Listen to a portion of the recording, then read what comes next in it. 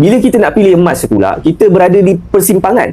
Ada dua pula persimpangan, emas fizikal dengan emas digital pula. Mana satu pula kita nak pilih? Sebab tu saya tunjukkan perbandingan ni. Bukan nak bias ke satu produk, bukan. Tapi saya tunjuk supaya tuan-puan sendiri boleh nilai.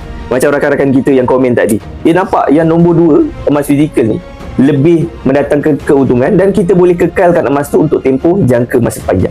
Emas digital bagus, tapi bagus untuk investor, untuk jangka masa pendek. Tuan-puan yang ada duit lebihan, yang ada duit lebihan.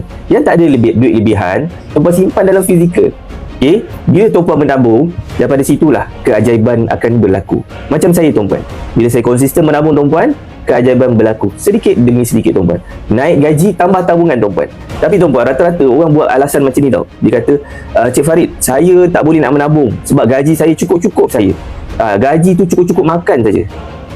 Tuan-puan, 12 bulan dia boleh hidup tau. 12 bulan. Bila kenaikan gaji, tiba-tiba dia tak boleh hidup. Tiba-tiba dia rasa macam nak sentuh kenaikan gaji tu.